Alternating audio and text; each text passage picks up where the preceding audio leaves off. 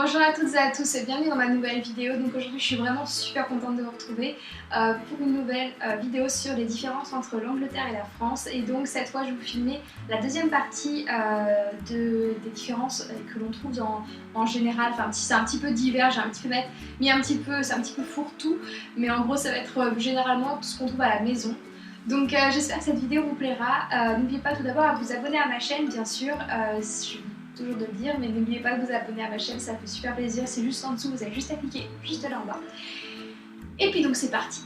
Donc la première différence que j'ai trouvée qui est vraiment quand même assez intéressante, ce sont tout d'abord donc les fenêtres. Donc les fenêtres en Angleterre, c'est vraiment très étrange. En fait, vous ouvrez vos fenêtres vers l'extérieur.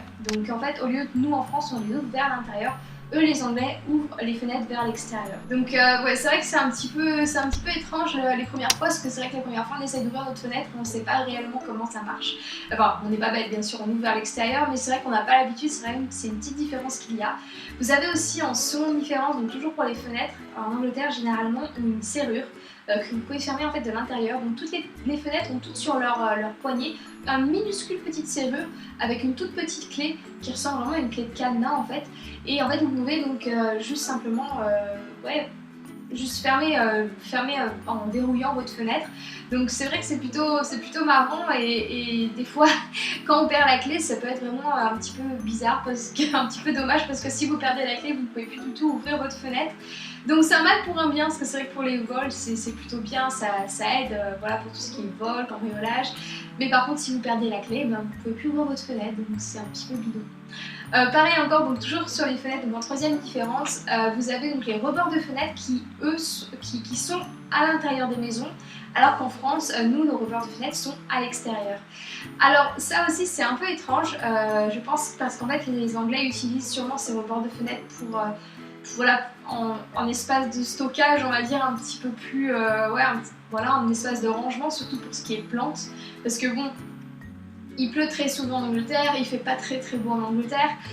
Voilà, je pense qu'en France on a un meilleur temps, un meilleur climat qu'en Angleterre. Donc c'est vrai que si jamais les Anglais s'amusent à mettre tous leurs pots de fleurs à la fenêtre, soit ça partira en un coup de vent, soit ils seront noyés à cause de la pluie.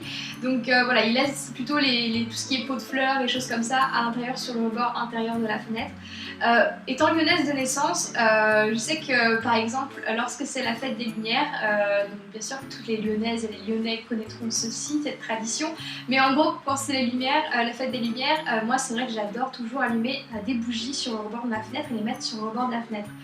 Le hic le hic, c'est qu'en fait en Angleterre, les rebords de fenêtre donc, sont à l'intérieur, donc c'est vrai que c'est assez problématique lorsque vous voulez mettre des lampions dehors, parce que bon, j'ai un petit peu peur, pour être honnête je préfère que les bougies soient à l'extérieur et que ça ne crame rien, même si voilà, ça prend feu sur dehors, alors qu'en fait bah, ici c'est à l'intérieur et généralement vous avez tout le temps des rideaux, des machins, des trucs sur les fenêtres, donc voilà, c'est un petit peu délicat à faire, il faut faire vraiment gaffe à ça. Donc je trouve ça un petit peu dommage, parce que c'est vrai que moi j'aime bien les rebords de fenêtres qui sont ouverts à l'extérieur pour justement cette fête des Lumières qui me pose toujours tous les ans un certain problème, on va dire. En quatrième position, donc les toilettes. Donc je vais reparler des toilettes cette fois-ci. Donc les toilettes en Angleterre, j'ai oublié de vous le dire dans la vidéo précédente que je mettrai là juste ici, vous trouverez la première vidéo que j'avais faite sur les différences dans la maison. Mais c'est vrai qu'en Angleterre, dans les toilettes, la chasse d'eau en fait est vraiment étrange. Pas dans toutes les chasses d'eau. Moi je sais que j'ai une chasse d'eau on va dire normale. Je parle de mes chiottes, mais bon c'est pas grave. Mais les chasses d'eau en Angleterre, dans beaucoup d'endroits, vous les trouvez en fait qu'il faut simplement donc tirer. Donc en fait en gros ça se présente donc voilà avec le haut avec l'eau et machin, et vous avez un grand fil ou un grand truc en métal à tirer pour pouvoir tirer la chasse d'eau. Et c'est vrai que ça, lorsque vous ne le savez pas et lorsque vous êtes bourré dans un pub et que vous cherchez à tirer la chasse, c'est vrai que ben, des fois ça peut arriver à prendre 10 minutes avant de trouver où se trouve la chasse d'eau. Je dis bien sûr quand vous êtes bourré, je dis pas bien sûr en temps normal. Et pareil encore dans les toilettes, c'est généralement dans les toilettes ou les salles de bain, vous avez donc les lumières qui pareil s'allument en fait en tirant un fil que vous avez sur le côté, vous les tirez. Moi je sais que là dans mon appart j'ai pas ça non plus, mais chez mon ancienne famille d'accueil on avait ça dans la salle de bain. Et la première fois que j'avais essayé d'aller pendant la nuit dans la salle de bain, j'avais mis 15 ans à trouver où se trouvait, ce qui était en fait ce truc à tirer, parce que moi j'avais peur voilà, en tirant ça que ça allait déclencher une alarme ou un truc comme ça.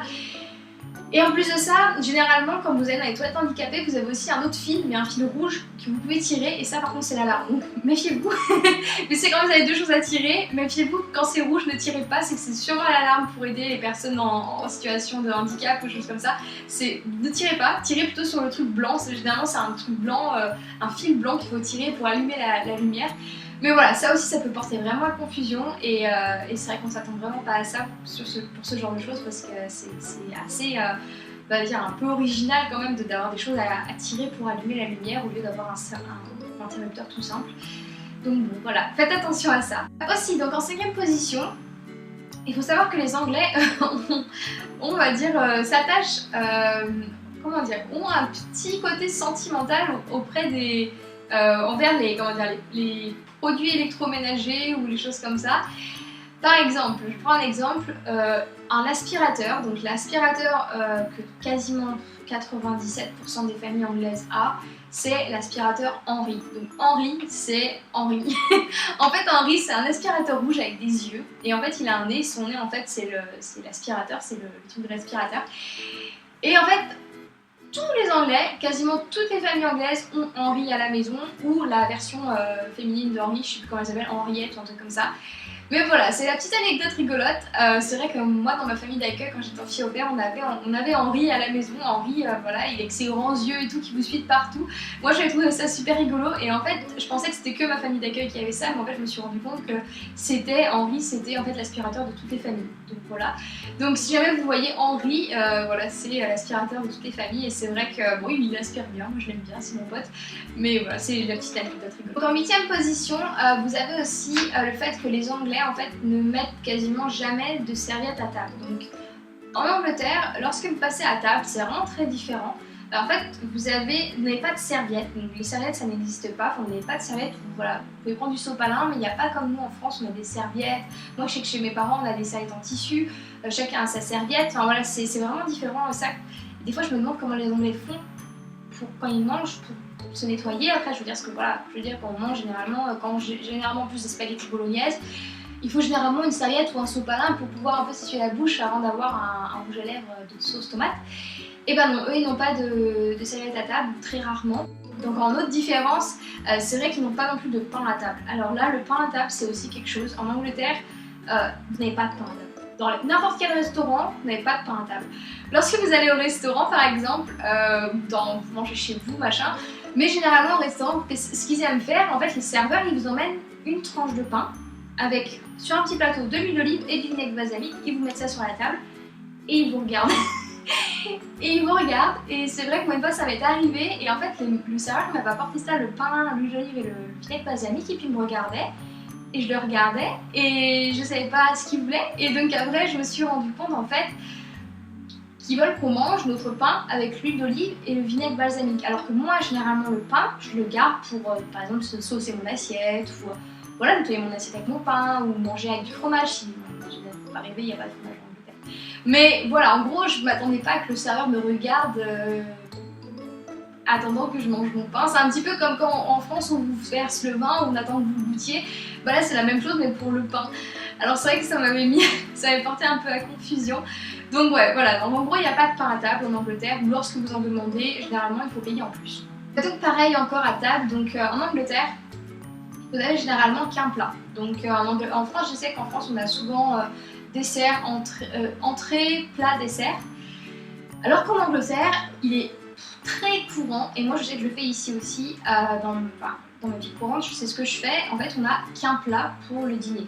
Donc moi je sais que chez mes parents, on avait toujours une salade en entrée, on avait une salade en entrée, on avait le plat et on avait le dessert. Donc le dessert ça peut être un yaourt, du fromage, voilà. Alors qu'en Angleterre, et ben, lorsque vous avez une réunion de famille, un dîner de famille, ou ce genre de choses, bah non, il n'y a pas d'entrée, il n'y a pas de dessert. Enfin, des fois il y a des desserts, oui, mais il n'y a pas d'entrée. En fait, vous passez directement au plat principal et en fait le dessert, ça se fait lors du tea time, donc un petit peu plus tard dans la journée. Et ça, c'est vrai que c'est un peu bizarre parce que c'est vrai qu'on s'attend voilà, à avoir une entrée, en fait, enfin, c'est étrange en fait. Je sais pas, je sais pas si c'est dans toutes les familles comme ça, mais moi je sais que depuis que je suis en Angleterre, j'ai quasiment jamais mangé de 3, comment on appelle ça, 3 menus, enfin, on appelle ça 3 courses meal en Angleterre. Mais en gros, j'ai pas mangé ces 3 plats différents n'importe où, donc n'importe quel restaurant, ce genre de choses. Donc voilà, c'est une anecdote encore un peu bizarre de l'Angleterre, on va dire. Ensuite, donc en 9e différence, je crois, je sais même plus quelle différence on est. Bon, vous verrez dans la petite intitulée là, je sais plus quelle différence on est à combien. Donc juste pour les magasins, pour revenir au magasin aussi, c'est très souvent que vous avez des soldes dans les magasins. Même quasiment tout le temps. En fait, il n'y a pas de période vraiment de soldes en Angleterre. Il n'y a pas comme chez nous où on a janvier, c'est les soldes d'hiver, août, c'est les soldes d'été. En Angleterre, c'est toute l'année. Toute l'année, vous avez des soldes 20%, 50%, 70% et vous savez même pas du tout pourquoi, quand, où, pourquoi ça arrive, qu'est-ce qui se passe. Donc ouais, c'est marrant, moi c'est bien, moi, je veux dire, il y a des soldes toute l'année, moi ça me va très bien. Mais voilà, c'est vrai que c'est étrange et on sait jamais quand les soldes tombent, on sait jamais, ah tiens aujourd'hui il y a les soldes, je savais même pas qu'il y avait les soldes, voilà, c'est étrange. Et enfin, en 10e différence, donc toujours aussi pour les magasins ou dans la rue en général, en fait les décorations, donc toutes les fêtes que vous pouvez tout avoir dans l'année, donc Noël, Pâques, Halloween, Saint-Patrick, tout, je veux dire tout.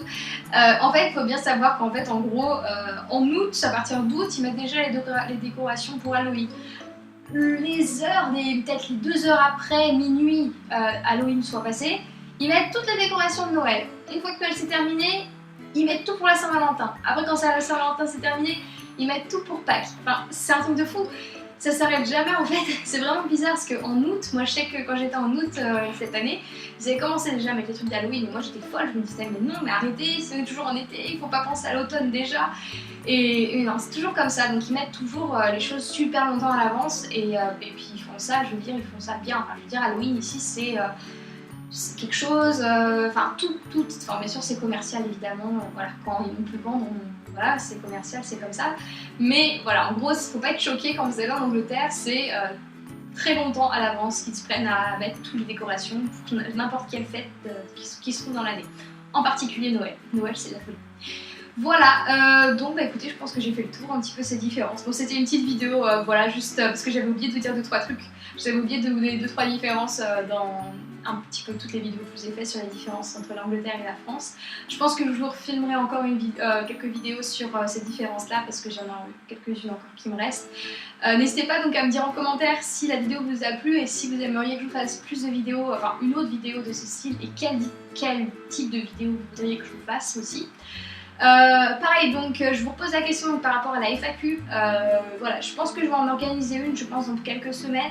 Donc je vous tiendrai au courant pour ça, mais en gros voilà, je regardais un petit peu sur Facebook, Twitter, enfin je pense que je laisserai, ou Instagram même, je pense que je ferai en sorte de, voilà, de mettre une petite photo ou un truc pour vous dire qu'en gros je l'organise et pour que vous puissiez poser des questions dessus. Donc voilà, essayez bien de poser vos questions, soit en commentaire de mes vidéos YouTube, n'importe quelle vidéo, je veux dire je retrouverai votre commentaire. Mettez ça aussi en commentaire Instagram, en commentaire Facebook et même en commentaire Twitter si vous le souhaitez. Voilà, en gros, je vais faire de mon mieux pour pouvoir répondre à toutes vos questions. Et puis écoutez, moi je vous embrasse bien fort. Encore un grand merci de me suivre et d'être de plus en plus nombreux sur ma chaîne.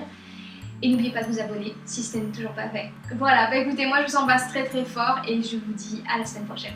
Ciao! On va commencer donc la vidéo. Comme vous avez pu voir dans le titre, aujourd'hui je vais vous parler de comment les Anglais conduisent en Angleterre. Quelles sont les différences entre l'Angleterre et la France pour